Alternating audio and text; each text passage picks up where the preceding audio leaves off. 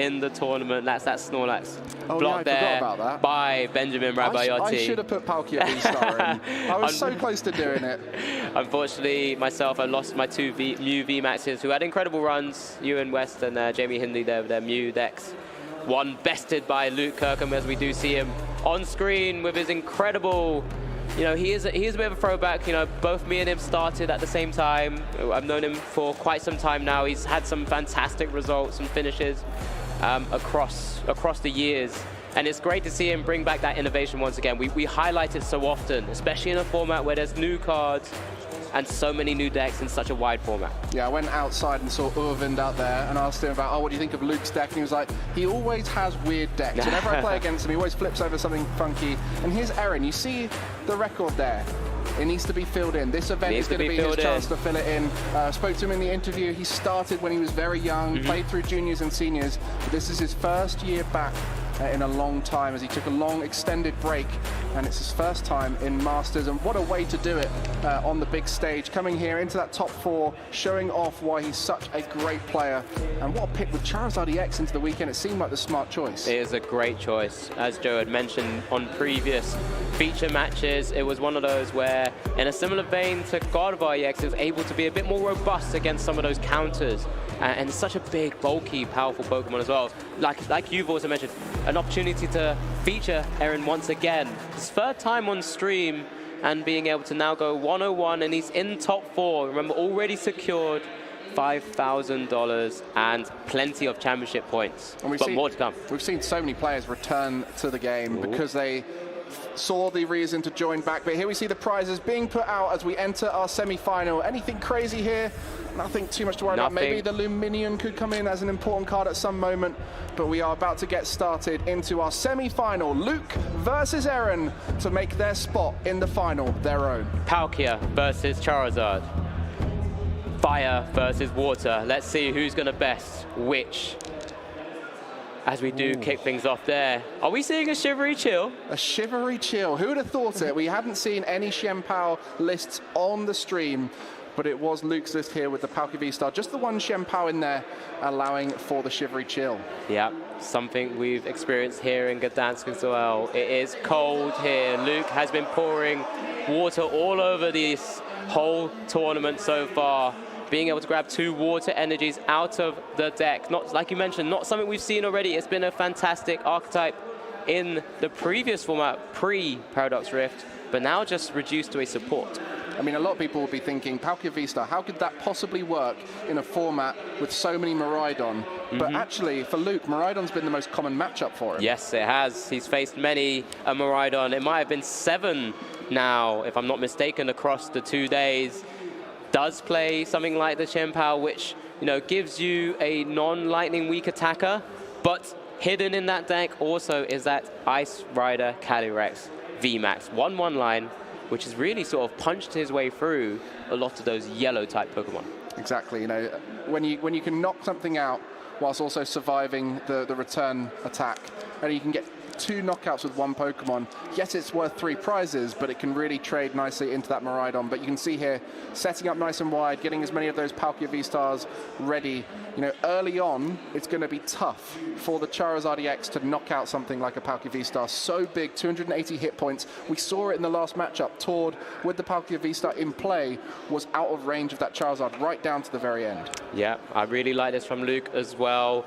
Trying to utilize that Spiritomb, you know, typically used in the matchup against the Mew. I'm sure it was a bit of an MVP in that top 8 he's had against Ewan West there. So we do see the attachment and then a pass. But that Spiritomb will be slowing Erin down because it will stop things like that Luminium V from being able to grab a supporter. Stopping that Pidgeot, if it does come down, from running away with Vanishing Wings.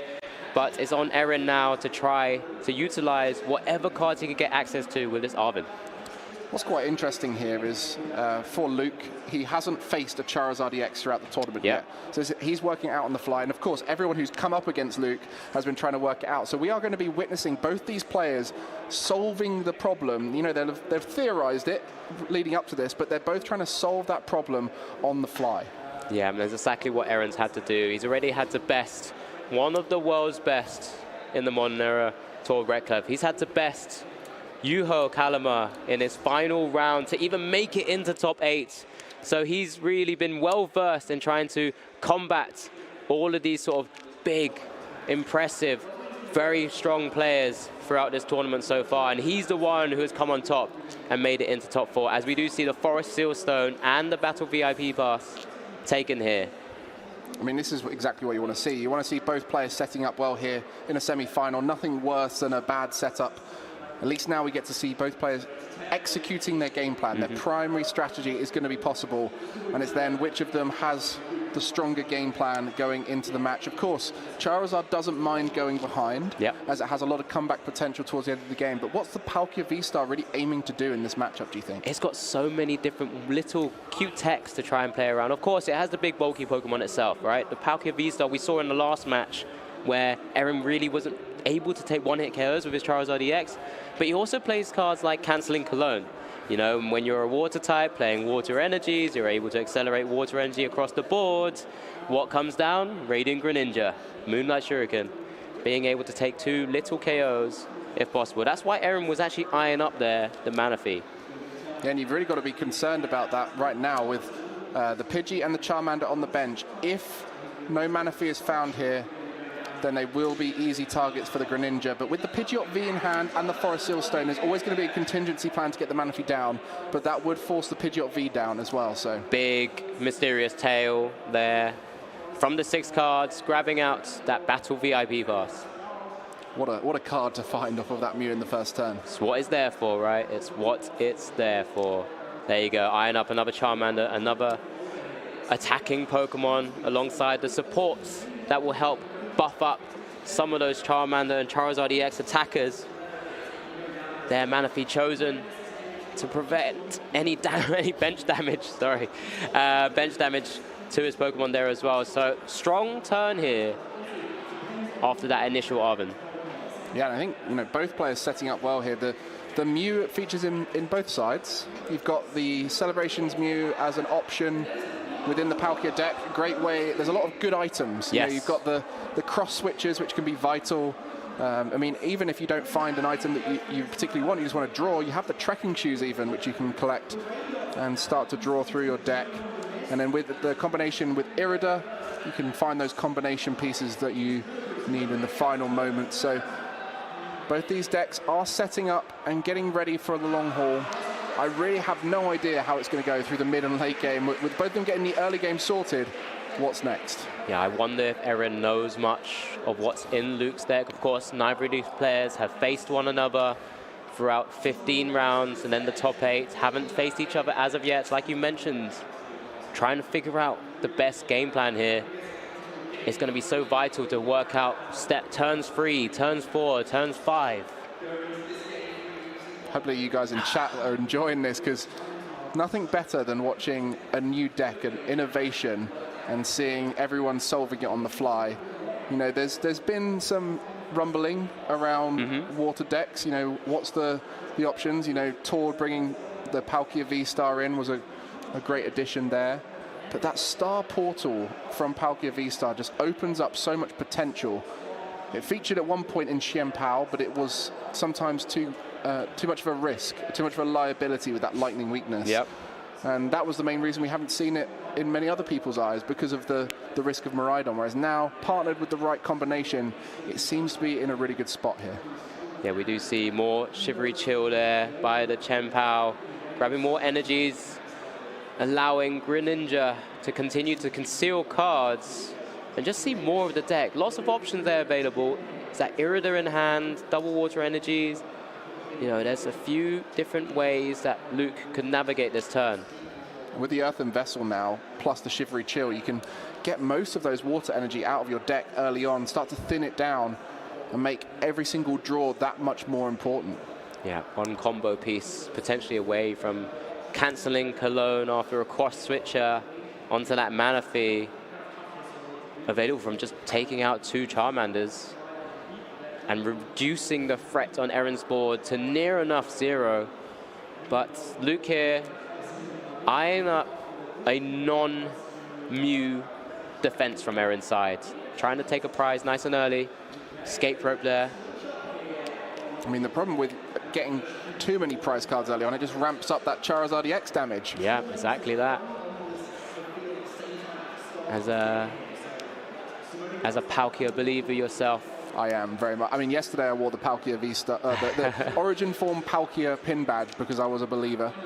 Anyone who noticed that was the reason, I promise. It wasn't just because it went well with my suit. Now they're doing you proud. And as we do see a Subspace Spell KO on the promoted Charmander there from the escape rope. Not wanting to give up the Manaphy, nor wanting to give up the Pidgey. It's a top deck there. Is that another Charmander? Seems to be. What else is available in Erin's hand? Feels like every time we've seen Erin so far, his draw hasn't been the most impressive. Can utilize that Pidgeot V there with the Forest Sealstone to get things going. But remember, liability though. Yeah, unable to run away with that Vanishing Wings. Yeah, Spiritomb, fettered in Misfortune. Smart of Luke to put it down here. You know, this is a card specifically for something like Mew, but it does have that versatility against decks that rely on Luminion, and in this case, the Pidgeot. It can also be quite good into Snorlax Stall, because you can stop the Rotom V from quick charging. Yeah, exactly that. There's a lot of outs. Luke's deck here built to beat a lot of the field. Of course, cannot compete with absolutely everything, but seemingly doing super well. Remember, he's only lost once across 16 rounds. You say that. I asked him, I was like, what's your bad matchup? And he went, I don't think there is one. Yeah, well. But he was watching Tord earlier and he went, I really hope I don't have to face Tord because that looks like a bad matchup. So the only deck in the room which he felt like he couldn't beat was the one which he wasn't aware of before the tournament. Yeah, I mean, again, it's another deck with just so many different cute texts and answers, right? We do see the Mysterious Tail grab of the Battle VIP Pass. Did have the option of the Escape Rope, but for the moment, opts not to take it, as maybe wanting to use the Battle VIP Pass, yes, as Ultra Ball fodder. Yeah, typically if you see a Battle VIP Pass taken later on, there is an Ultra Ball in hand ready to go. Ultra Ball, Lost Vacuum, one of these. Many pieces. Was there, I guess if there wasn't a rare candy in hand, can be attained by the Forest Sealstone, but there we go. That's probably going to be what we see here. So a Charizard has been developed, and the question is, how much else can we see Erin set up his board to deal with this early pressure from Luke Kirkham at this stage? You know, Palkia V-Star in the active spot will just keep swinging, and everything else on the bench will be able to develop throughout those turns. Goes for the Pidgeot V EX first. Now able to chain the combo to pull up that Charizard EX as well. Can grab any card with that quick search. We saw how vital it was already in the top 8 and the other matchups where we've seen Charizard EX. Likely the rare candy here already has a Charizard EX in hand that you've highlighted. There's the second rare candy. Which Charmander will he evolve up? It has to be the one in the middle, because the other one has been benched this turn, I believe. So, yes, that's correct. Just make sure that happens correctly there. Double check there, of course. Doesn't make too much of an impact, but is important to make sure we keep the game state as clean as possible. But makes the decision a little bit easier, just to double check, as we will see a proper Infernal Rain come down as well with free energy attachments. But I mean, at this stage, you've got Pidgeot EX and Charizard EX developed. That's a pretty good position to be in, as you have, you know, the full strength of that 330 hit point Pokemon. That can do a lot of damage, but it's not able to knock out anything that's worth 2 prizes on Luke's side at this stage. So we'll just start to accumulate damage, and there'll be a lot of 2-hit knockouts back and forth. And then the question is going to be, can Erin develop the next one in time and the one after that? Or can Luke find a way around the Charizard if necessary and just kind of limit what Erin has available to him? I believe I saw the Cancelling Clone now in Luke's hand as well, alongside one part Cross Switcher. Double Cross Switcher. There's a Cancelling Cologne. Is there enough energy available with a retreat into Star Portal? I mean, this could be absolutely huge here. You know, if we see the Cross Switcher Cancelling Cologne combo here can take out the other Charmander whilst also leaving a Greninja in the active. We did see a lot of water getting discarded early on. With the concealed cards, yeah. So we'll see if there was enough discarded. Whether that is the combo play here. There's one, there's two, there's only two in the discard here. Could retreat though to get more into the discard. Might not be the most efficient use of those energies. We'll just be top decking at that point, right? And he started his Ultra Ball, so he has to get rid of the Mew EX. He's getting rid of the cancelling Cologne. Yeah, opts to go down a different route here.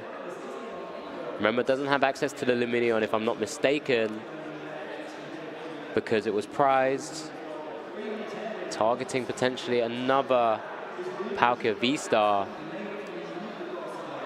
I guess just accepting that that one prize taken early on can be dealt with later on to balance it out. But then if you leave that Charmander in play, it's not a huge amount Erin needs to do now that the Pidgeot EX is activated to set up the next one. And that's where you start to worry. If you have to go through two Charizard EX here, it could really change up the matchup. Yeah, just at least considering maybe taking that down. Remember, Luke has to take 4 prizes before the Charizard EX is actually just able, just from the ramp of the damage, return a KO or one-hit KO. Oh, can take out the Pidgeot V here. So yeah, it's still here in this same scenario.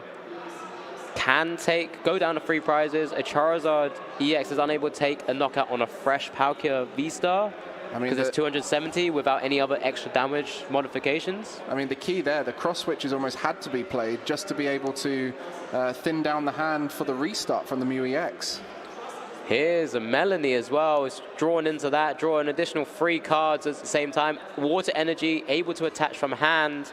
And continue drawing with the Greninja if needed. No, it seems like Luke is content with what he's been able to draw.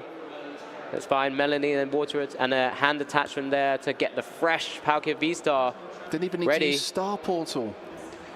Also, he has that Chien Power as well. Another massive attacker. There's so many little options available here.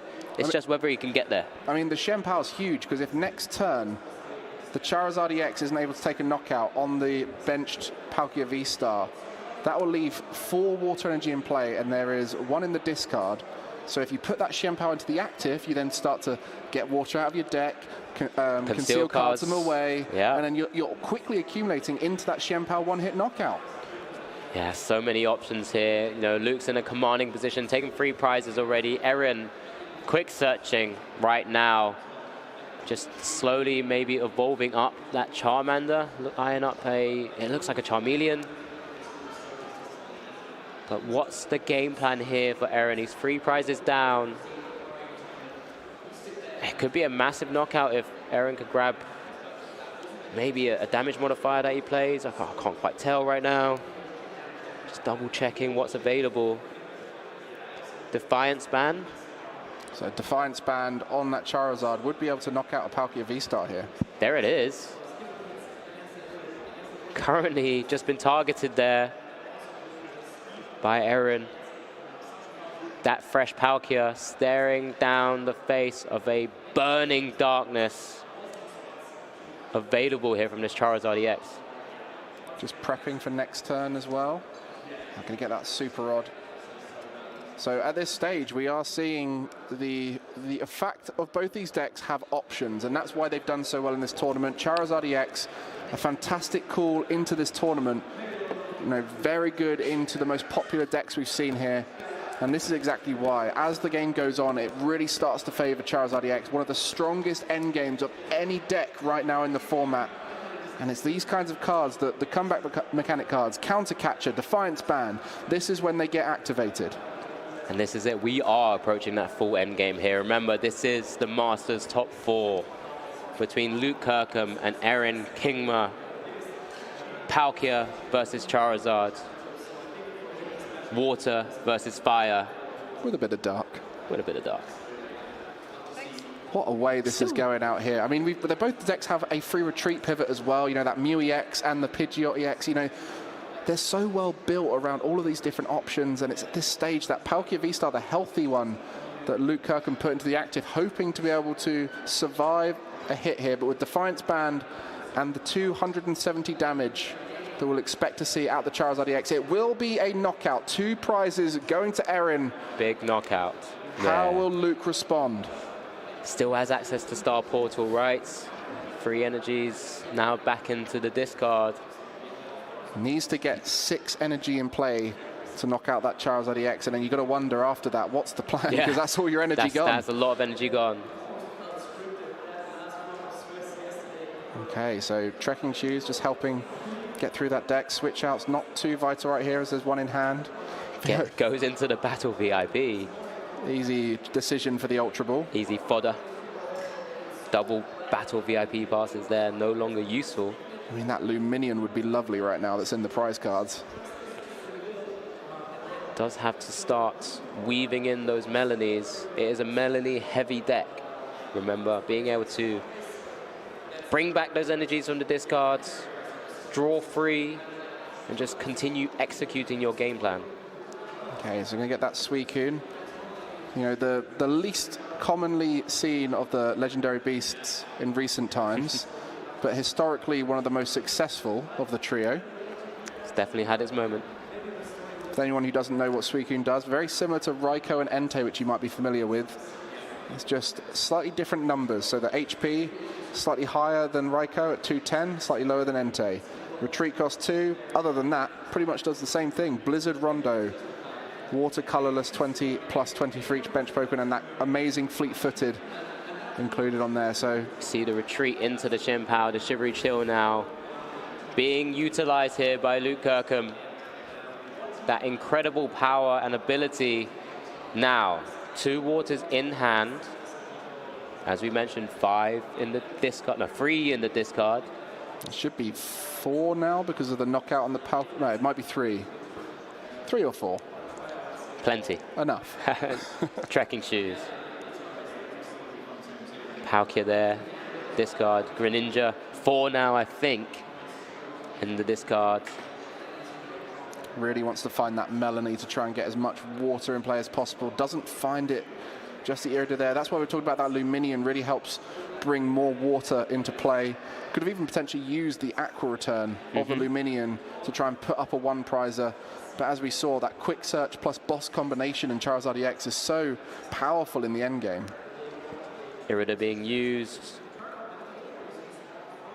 Opportunity to grab any water Pokemon and any item card from the deck. Remember, we've already said how powerful those item cards are in Luke's deck. I mean, cross switches we've seen utilized in so many different decks previously. Looks like he's finally grabbed an Ice Rider. Is it an Ice Rider? Looks like an Ice Rider. Yeah, I don't know if he's going to be using it here. No, but we talk about it so often. It feels like it's nice to finally get a chance to see it in some way, shape, or form. I really wonder what the game plan is here. Since that Defiance Band knockout, just being in range on the Palkia V-Star, it's really thrown off Luke here. His game plan has very much been dig to try and find the dream option, but there we see the Star Portal. Yeah, massive ability. Being able to attach up to 3 water energy cards from your discard pile to your water Pokemon in play in any way you like. And 1 from hand, that puts it up to the 6 energy needed to knock out the Charizard. And we'll be getting that Defiance Band off just to try and thin the Ice Rider Calyrex out of the deck. Massive attack. All those energy there to take out the Charizard EX. It will be a knockout here. Luke down to 1 remaining, but what can he do next turn? Does Erin have a response? 4 prizes needed for Erin, but this is where Charizard EX thrives. Hellblade going all the way through that big, massive, dark type Charizard EX. Can Erin find a way to come back from this scenario? With an Ultra Ball and a Charizard EX, we'll have a retaliation attack on Luke's side of the board, but I must imagine there will be some form of disruption coming down as well. I mean, it has to disrupt at this point. You know, the biggest weakness of this Palkia V-Star deck from looking at it seems to be endgame Roxanne or endgame Iono. If you've not got energy on board, it's a scary place to be. And after using that Chien Power, there is no more water in play. The Star Portal is gone. And so it is going to be relying on stuff like that Mew EX for the restart, maybe even the Suicune fleet-footed to try and find their way out of this final moment. But is there enough fire energy in deck for this Charizard EX? Has one in hand. There's one. That's all he really needs, in all honesty, right now. Just double-checking the resources there. There's another one. It was 3, I think. I think he put them back in earlier with the Super Rod. Plenty of resources available to him. Just double-checking one more time. Getting the attachments on the pivot options there. If anything gets trapped, they're likely to get knocked out anyway. There's the Iono being moved. That's from the quick search. That is the one. My goodness, what an end game we're having here in our first game of the semi-final. It's going to be an Iono and pray. Hope that it disrupts enough here, and Luke will be going down to 1 card to try and respond next turn. No, Luke set up his board perfectly as well to try and deal with it. Has that fail-safe of restart from that Mew EX. Currently seeing an escape rope from that one-off card. Does need to find a Melanie to chain an attack with that escape rope as well. I mean, at this point, you know, there's a few draw options, but needs to find a way to get the Manaphy or the Mew into play. And we saw the Luminion stayed in the prize card. So to find that boss's orders, it won't be possible through Luminion. Has a few options here, but Erin doing everything he can to try and win this. A final knockout with a Charizard EX. That Charizard is not going to be going down. Is that Melanie? I believe that is a Melanie. That is a massive top deck here. That gives Luke a great attacker. Does need to find a way to gust one of those single prizes, because I don't know if he's able to stretch for that Pidgeot EX. Not at all. So we'll need to try and dig for the cross switches here. It's a cross switcher play. Melanie attach the water energy from the discard pile. I guess you escape rope here and start with the restart. This is a tough end game. Go into Suicune so that you can fleet-footed as well, see more cards, wait for your opponent to decide. It's a forced decision here, really, for Erin. So there's escape rope. Yep, there you go. There's the Pidgeot EX coming to the active spot. Suicune in the active. Restart for 2 cards. Irida. Double Irida. Not what we're after right now. Melanie. What's the target here for Luke? Suicune. Just going to be drawing cards at this point. Oh, there's boss in hand. There's a... he can't use it now, though. He's just 1 card off. Well, 2 in theory. This trekking shoes. Needs to try and find the cross switches here.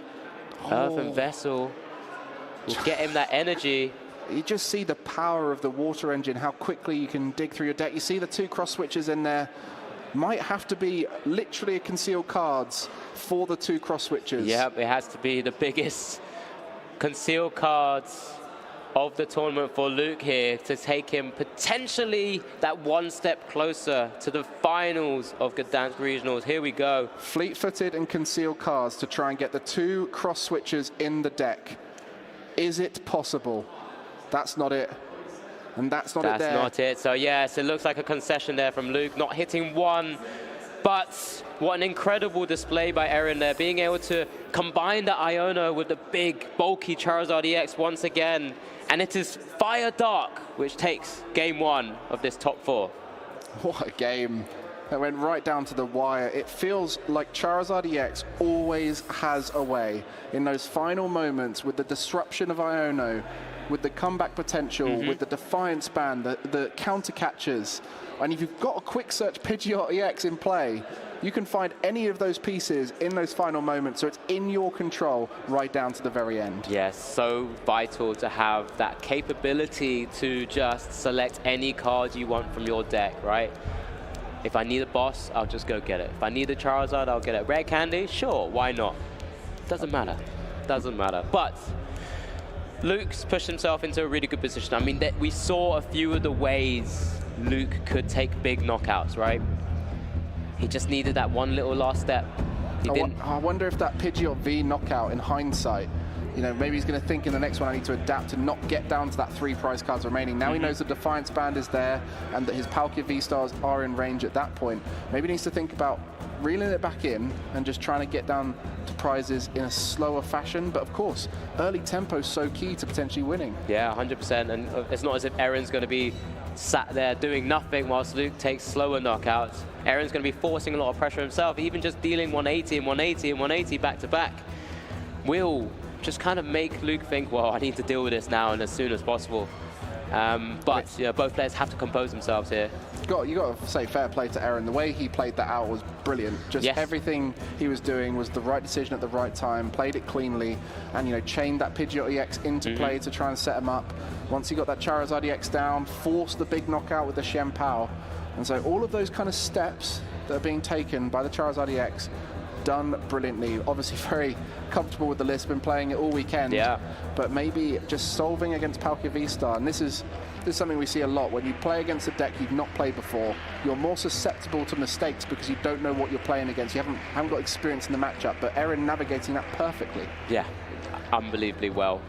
He's played different matchups every time we featured him on stream so far already. A mirror match that lost Paradox Box, and now up against this Palkia. We're going to keep saying Palkia Ice Rider, despite not seeing the Ice Rider yet. But as we do see both players, oh, that's a big prizing there on a Manaphy side. But let's see if Luke even goes down that route this time. The Ice Rider, Calyrex there prize, nothing else too crazy. So we do see both players having set up now. Looks like Luke will be setting up and going first. Game 2 of our Masters, top 4 at Gdansk Regionals. Erin is 1-0 up. Just looking at this straight away, looks to be a similar start for Luke. But of course, as you mentioned, that Manaphy in the prize cards was the main thing slowing down Luke from completely disrupting Erin's board. Now, it's a whole different game, and this is why that Manaphy is so important right now. Most decks playing it to avoid that early Greninja pressure, and what better way to do that than with a Palkia deck going first, knowing that in their next turn, their first attacking turn, they can use that Greninja. What's great for Luke is once Erin starts to set up his board, he'll start to figure out, well, if there's a Nest Ball and Battle VIP pass being played, no Manaphy coming down, hang on a moment. My Greninja's in the active spot if I don't need to necessarily move it out too quickly. And it can start swinging away with that fantastic attack, Moonlight Shuriken, and maybe just start running away with game 2. This is the question with Star Portal. At what point during the game do you use it? And that's one of the flexible ideas with this deck, is you can have early pressure where you bring a load of water in for a Greninja or to set up any of your attackers, but you can also hold it till the end game. Yep. And on this occasion, it could be a second turn Star Portal that could be so key to that early pressure. But of course, water does have to be discarded. Can we see a stable board state for Erin here?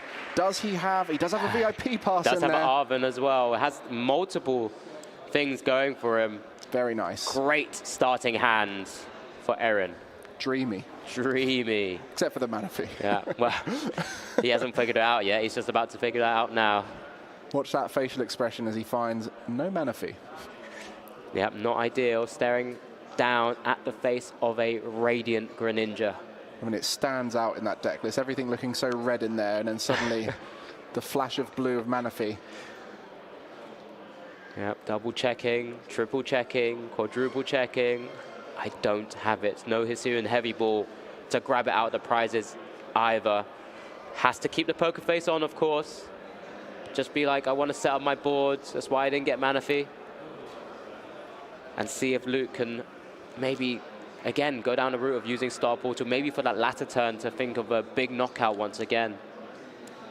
But there we go. Just the Pidgey coming down, and if another Charmander comes down, it does force a decision out of Luke. And I think what we're going to have to see from Erin here is even more of those evolving basics coming down. Yeah. Just to try and protect themselves from a potential Moonlight Shuriken that completely disrupts the board. There it is. We do see the third Charmander come down as well. Remember, still has access to Arven, can still continue going through the deck to build out that board state. Decisions to be made. There it is. There's the Arven. Such a great partner to Charizard EX. Having an item and a tool available. We saw how important the tool cards are with the Forest Seal Stone, as well as that Defiance Band in the vital moment. A great combining card. There's the VIP pass. That's the easy decision. The other card. Forest Seal Stone. This time Luke had Spiritomb in hand, but decided to not to bench it. Well, this time he has a Luminion that he might want to put down. Of course, last game, the fleet-footed wasn't available in that Suicune. Ah, yes. Because of the Sableye. Impacts both boards. The Spiritomb, yeah. I'm sure you guys in chat caught that one. Doesn't matter. Wasn't too relevant in the end anyway, fortunately. Maybe this time he's thinking, I want my fleet-footed. I want my one-card top deck. I want my extra Luminion. Draw. But there it is. That Pidgeot V, a wonderful card and wonderful inclusion to utilize alongside that Forest Seal Stone. Now able to use Vanishing Wings to hide away if and when it needs to do so. Another way of also reducing damage output from that Palkia. So just looking at this board state here, if you were Luke thinking about your Moonlight Shuriken targets next time, you've got 3 Charmanders and a Pidgey. Is that Pidgey one of your targets, or do you focus on the Charmanders? My question has been answered for me by Erin there, as he benches a second Pidgey. So would you take 2 Pidgey, a Pidgey and a Charmander, or 2 Charmanders? It is actually quite telling that there's 2 Pidgey down. We know Erin has Forest Seal Stone in hand as well, so Pidgeot V is just there, waiting to utilize it. Sponge some damage. Sponge some damage, but just knowing that, you know, regardless if these Pidgeys go, he has access to any card from Star Alchemy regardless. So it's just kind of forcing Luke into an awkward scenario and saying, well, which are you going to target?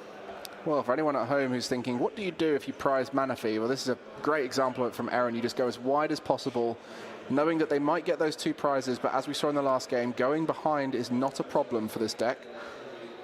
As you said, the strongest type or archetype deck Pokemon in terms of ramping up towards the end game or end stages of a game. Yeah, I mean, it's really, if you can get set up as Charizard EX early on and have a stable beginning, you're set for the rest of it. Charizard EX so large, 330 hit points, as well as having, you know, no real scary weakness. So we'll see what happens right here. Okay, it's just double checking the counts as we go. What was discarded there? I think it was just the question off of the Earthen Vessel. But yeah, grabbing 2 energies from the deck with the discard as well, functionality.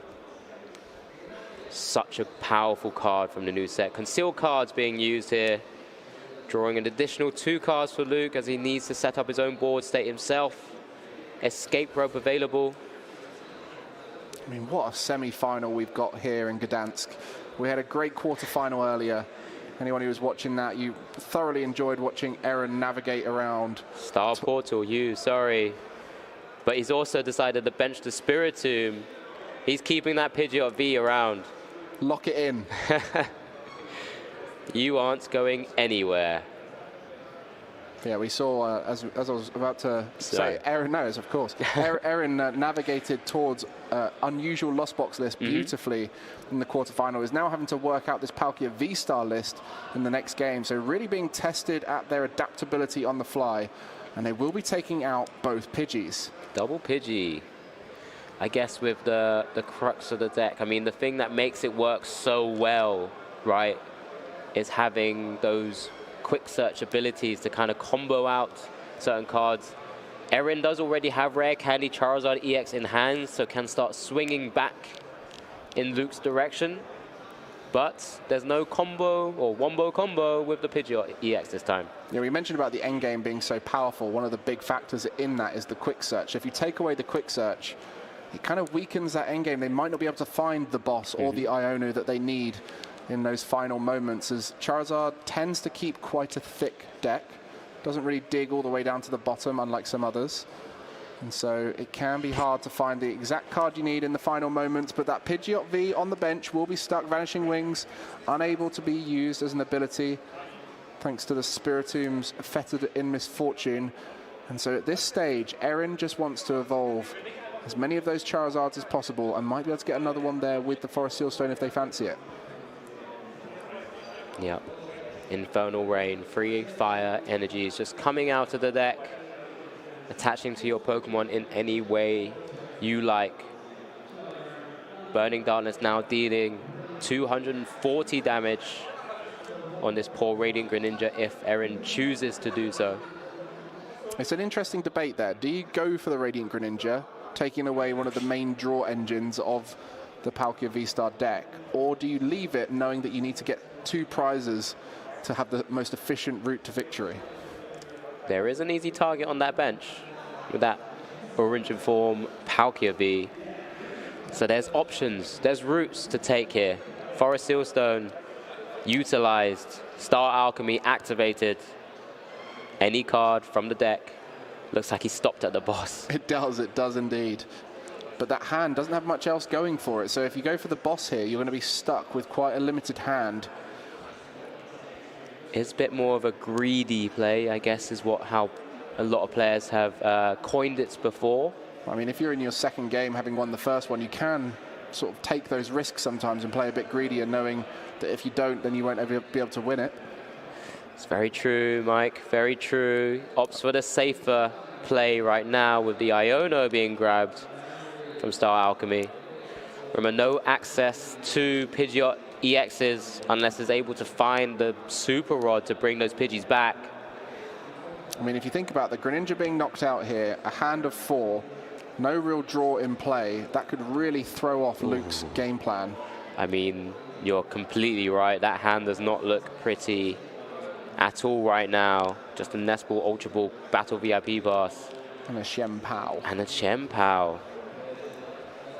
I mean, you guys in chat must be loving this, seeing a new deck doing well at the top. Hold on 1 second, unable to because of that Spiritomb.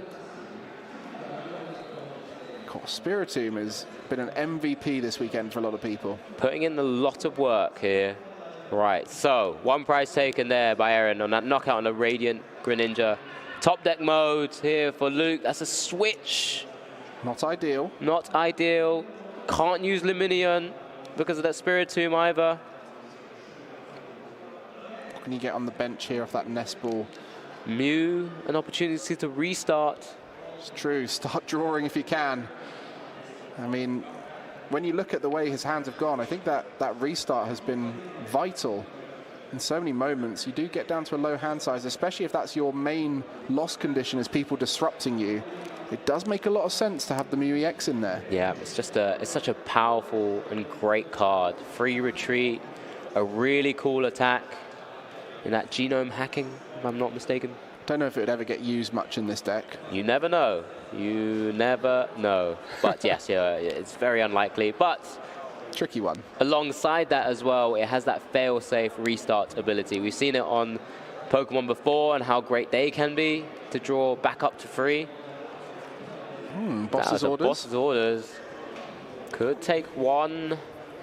I mean, it could take a single prize knockout here. The Defiance Band is attached, so it means that active Charizard EX won't be able to utilize something like that to respond.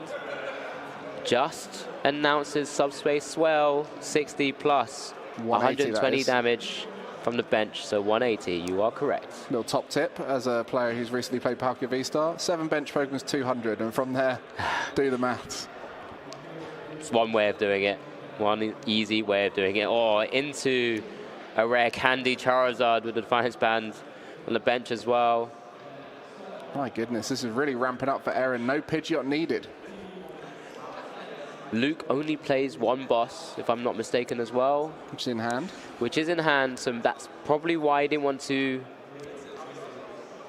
not waste it, but not get as much value out of it by taking a 1 prize knockout. Outside of the boss, has to get the combo of the cross switches, and with such a low hand size right now and no real draw in play, that'll be quite a big ask to try and get those. Yeah, but does mean now he's staring down the face of 2 Terra Charizard EXs. I mean, this Palkia V-Star should be able to sustain a hit here. And if that's the case, being able to knock out the opponent's Charizard EX would put them down to 2 prize remaining, and that Vanishing Wings Pidgeot V is not going anywhere at this stage. So that would be a finishing scenario. Ooh, counter catcher onto the Mew EX. Very good. Very strong play here from Erin. Of course, still 1 prize behind on the prize count. that one-off catcher, gusting it up. Easy KO. I mean, that's brilliant. That water energy is also brilliant for Luke, but now no draw in play. That Mew EX was going to be the sole way of getting out of this situation, and so is going to be fully reliant here on prize cards and top decks. So Luke will be taking the knockout on this Charizard EX and then holding that boss to find a way to take the knockout on this Pidgeot V. That's the direction we're going in here. That's what Luke has to go down. He's just playing the cards in his hand. Only one retreat cost on that Pidgeot V as well, so can't be trapped in the active or anything like that. 300 damage, Burning Darkness staring in the face of this Origin form Palkia V-Star now. Iono in hand as well from Erin. Big cards. Massive in the turn of events of this matchup here. My goodness. What was off those prizes as well? No, Luke is really back against the wall here. A cross switcher. So potential off the top deck, maybe an Irida. And then you can go start with that Chien Pao. If you find an Irida or a cross switcher here, that Chien Pao into the active, you know, it's really grasping at those final moments, but it would be possible. This might be the biggest turn of Luke's regionals run so far.